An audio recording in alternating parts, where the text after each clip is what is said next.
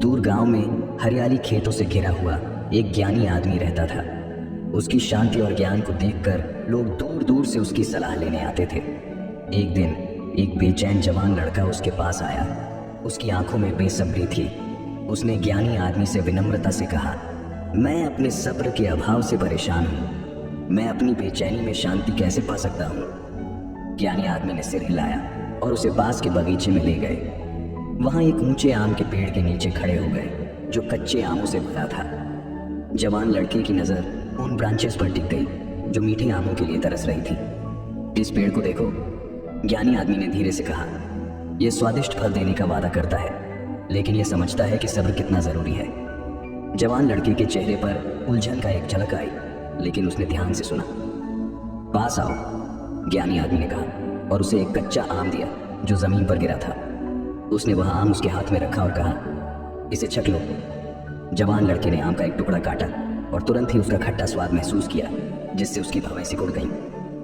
देखो, ज्ञानी आदमी ने कहा, पेड़ सब्र से इंतजार करता है ताकि आम पके, क्योंकि यह जानता है कि असली मिठास समय के साथ आती है। अगर यह जल्दबाजी करेगा तो स्वाद कड़वा और असंतोषजनक होगा।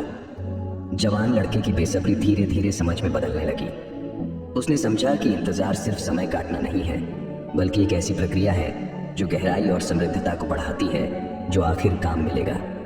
बगीचे से निकलते समय उसके अंदर एक नई शांति बस गई। अब उसके पास एक नया नजरिया था। समझ गया था कि जिंदगी के सबसे मीठे इनाम इंतजार के लायक होते हैं। अपने अनुभवों के बगीचे में उसने सब्र को पोषने का विचार किया, हर पल को पकने और प्राकृतिक रूप से अनफोल्ड होने दिया, जैसे पेड़ अपने फल को पकने के लिए इंतजार करता है।